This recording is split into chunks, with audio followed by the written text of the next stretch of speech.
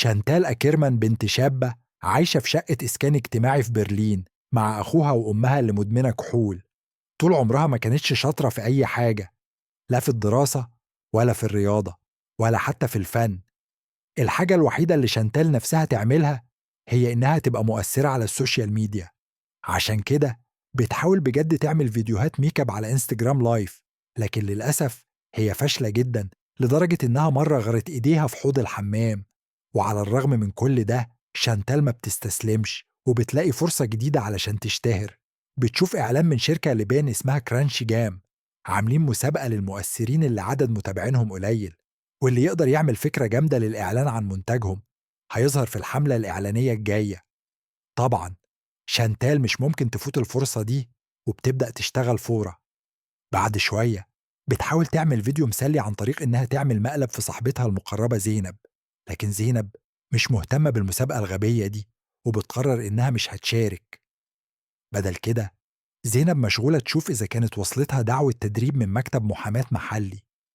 الحقيقة إن هما الاتنين كانوا المفروض يقدموا طلبات التدريب من أسابيع، والنهاردة هو اليوم اللي هيعرفوا فيه إذا تم قبولهم أو لأ. وأثناء ما زينب بتراجع البريد بتاعها، شانتال بتلاحظ ظرف مرمي في المكان، بتاخده وتكتشف إنه خطاب قبول لزينب من مكتب المحاماة، لكن بدل ما تسلمه لها بتخبيه بسرعة في شنطتها. وبعد كده بتاخد زينب معاها لمركز شباب محلي علشان يقدموا على وظيفة نص دوام قليلة الأجر. شانتال بتروح هناك كتير لأنها بتستفيد من الواي فاي المجاني، وده بيزعج المدرسين اللي بيحاولوا يقنعوها تدور على شغل أحسن، لكنها مش مهتمة. وبما إنها كانت طالبة هناك قبل كده، المدرسين اضطروا يدوها الوظيفة. بعد فترة الصحبتين بيبدأوا يشتغلوا في تدريب شوية أطفال على مسرحية جاية. شانتال شافت مراية كبيرة بشكل قوطي موجودة في ركن من الغرفة، وكانت قديمة جدا ومليانة تراب، لكن عليها نقش غريب فوقها. هي وزينب قربوا منها وفضلوا يتكلموا، وفجأة الزجاج بقى نظيف كأنه جديد تماما. شانتال ضحكت وقالت إنها أكيد مراية سحرية، لكن زينب افتكرت إنها مجرد خدعة من الواقع الافتراضي. بس كالعادة شانتال بدأت ترغي عن مسابقة السوشيال ميديا اللي دخلاها، وبتشرح لزينب خطتها. عايزة تبقى أميرة وتخلي زينب سحرة، وبعد كده هيجي أمير وسيم وينقذها ويقبلها زي القصص الخيالية. وهي قاعدة تشرح فكرتها بحماس، حصلت حاجة غريبة جدا. المراية العتيقة اتكلمت وقالت: أمنيتك أمر ليا. لما سمعوا الصوت الاتنين اتخضوا جدا، لدرجة إن شانتال ضربت المراية بقدمها، لكن الزجاج ما اتكسرش، بل بالعكس سحب رجلها جواه. زينب حاولت تنقذها، لكن فجأة هي كمان اتشدت جوه المراية، ولقوا نفسهم في عالم مختلف تماما، عالم كاتانيا السحري، المكان اللي فيه القصص الخيالية بقت حقيقة. بعد شوية ظهر لهم روح اسمه سباركي، وهو الحارس المسؤول عن البوابات بين العالمين. قال لهم إن شانتال أيقظت المراية السحرية، وإنها دلوقتي بقت روزاليا إزميرالدا، بنت الملك الوحيد لكاتانيا، الملك ويلدريتش الثاني. لكن زاد على كلامه إن الملك طاغية، وقفل كل البوابات بسبب نبوءة بتقول إن المختار هيجي من مكان بعيد وهيقلب الحكم بتاعه. وكمان الروح حذرهم إن معاهم 24 ساعة بس قبل ما البوابة تفتح تاني، وبعدها اختفى فجأة. رغم الصدمة الكبيرة، شانتال قررت تستغل الوضع وتعيش دورها كأميرة لأقصى درجة. وخرجوا من الغرفة اللي ظهروا فيها واكتشفوا إنهم في قلعة ضخمة من العصور الوسطى. وهما بيهزروا في صالة القلعة لقوا علاء الدين، البطل المشهور من كتاب ألف ليلة وليلة. علاء الدين مش لص ولا أمير، لكنه مجرد خادم في خدمة الملك الطاغية. أول ما شانتال شافته لفت نظرها شكله الوسيم وبدأت تغازله، لكن علاء الدين بما إنه خادم رفض يبص لها مباشرة وهرب بسرعة من الخوف. بعدها شانتال وزينب راحوا لحديقة القلعة، وهناك قابلوا أماليا، بنت من عيلة نبيلة ومتجوزة فارس مشهور في كاتانيا. أماليا دعتهم لحفلة رقصة هتتعمل اليوم اللي بعده. في نفس الليلة شانتال وزينب قعدوا يتعشوا مع أفراد العيلة المالكة، واتصدموا لما اكتشفوا إن الملكة محبوسة جوه لوحة. أما الملك فكان شكله كأنه مراهق صغير، لكن الحقيقة إنه راجل عجوز بيحتفظ بشبابه عن طريق شرب مياه نافورة الشباب. في مكان تاني اتعرفنا على بوسكو، أمير وسيم من دولة مجاورة، وقع في حب فيليبي، الشاب اللي بيشتغل في اسطبل المملكة وبيهتم بالخيول. لكن زي باقي النبلاء بوسكو لازم ينفذ اللي أهله يقرروا ليه، واتضح إنه واحد من مجموعة أمراء بيتنافسوا على الزواج من الأميرة روزاليا إزميرالدا. في كاتانيا، شانتال اكتشفت حقيقة مزعجة عن نفسها. حسب النبوءة، هي قريب جدا هتتعرض للعنة من سحرة اسمها سمسارة، واللعنة دي هتخليها تنام في غيبوبة لمدة 100 سنة، ومحدش هيقدر يصحيها إلا حبها الحقيقي من خلال قبلة. واضح جدا إن شانتال هي نسخة الأميرة النائمة. وكأن ده مش كفاية، السحرة سمسارة قررت تزور كاتانيا في نفس الليلة، واتخذت شكل امرأة عجوز وجابت معاها آلة غزل. لكن قبل ما تلحق تأذي حد، شانتال وزينب شنوا هجوم مفاجئ عليها. كانوا عارفين إن جلد الساحرات محصن ضد أي سلاح إلا المصنوع من الفضة، عشان كده استخدموا ملعقة فضة وعصا فضية عشان يهزموها. الصاحبتان أجبروا سمسرة إنها تسحب اللعنة من جسم شانتال، وحبسوها داخل فازة كانت قريبة منهم. بعد ما خلصوا المهمة، شانتال وزينب شالوا أدوات الفضة وسابوا سمسرة تطير وترجع لبيتها. تاني يوم الصبح، شانتال وزينب كانوا واقفين مستنيين البوابة السحرية تفتح عشان يرجعوا لعالمهم. كانوا متحمسين جدا للرجوع، لكن فجأة سمعوا صوت جاي من بره، فبصوا من الشباك ولقوا أمير بيتسلق عشان يوصل للأوضة. شانتال وقتها قررت إنها مش هترجع، لأنها لسه ما عملتش أي محتوى يخليها مشهورة.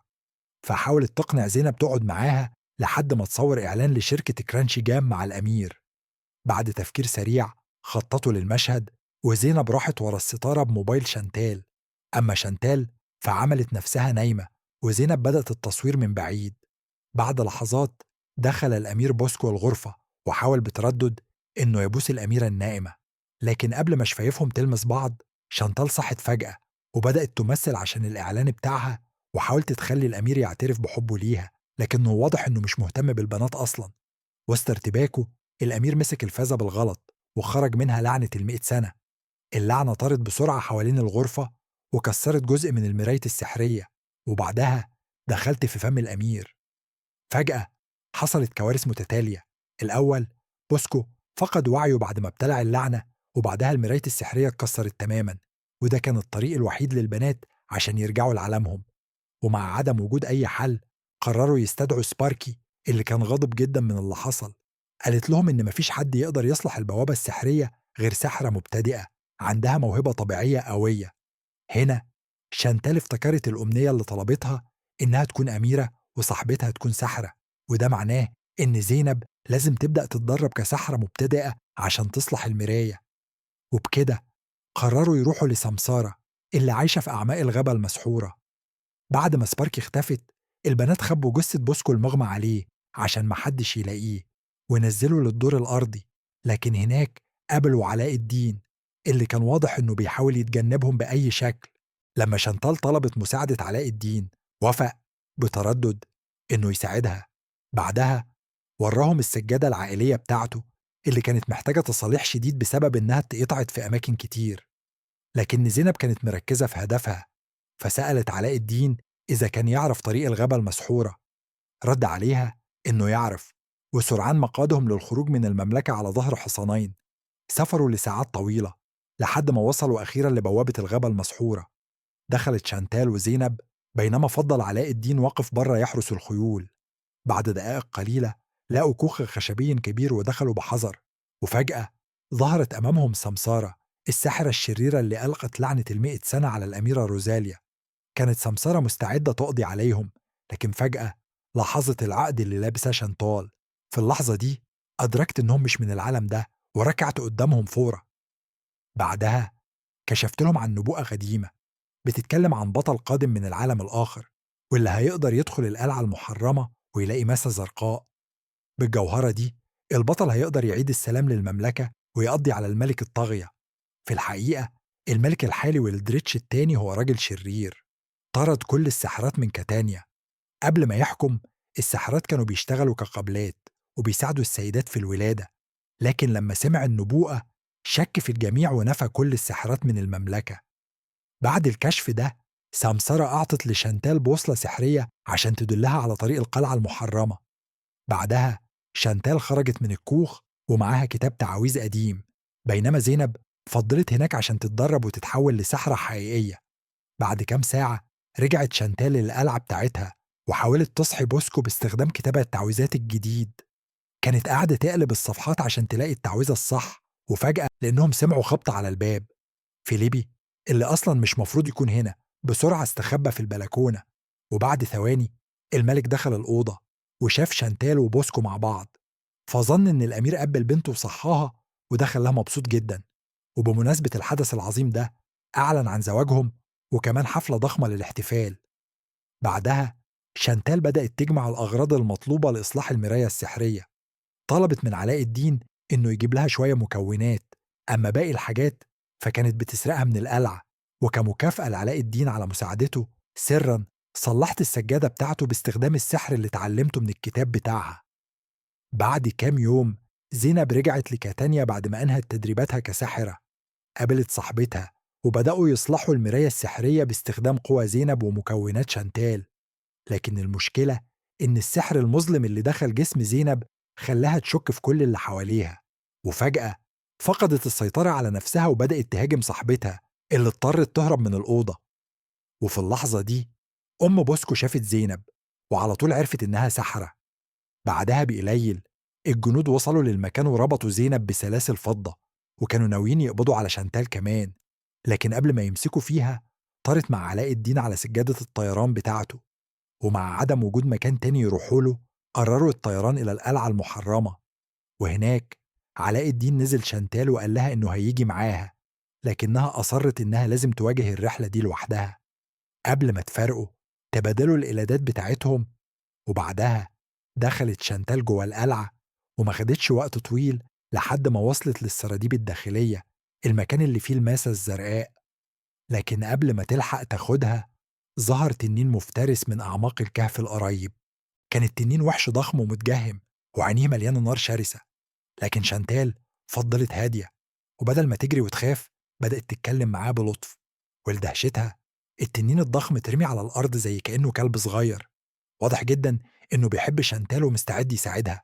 بعدها شانتال مسكت الماسة الزرقاء من فوق عرش قديم موجود داخل القلعة، وسرعان ما ركبت على تنينها الجديد وطارت معاه راجعين لكاتانيا. في طريق الرجوع توقفوا عند نافورة الشباب اللي كانت مستخبية بمهارة في وسط الغابة.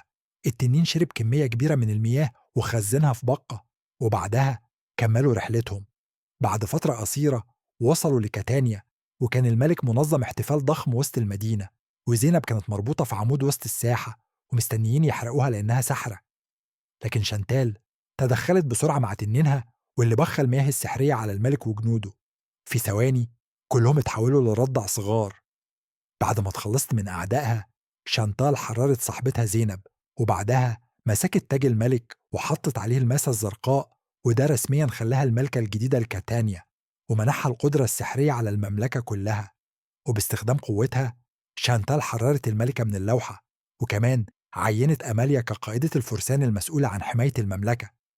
بعد وقت قصير شانتال وزينب رجعوا للغرفة اللي فيها المراية السحرية اللي بقت متصلحة بالكامل، وادعوا سباركي، وأخيرا رجعوا لعالمهم الحقيقي.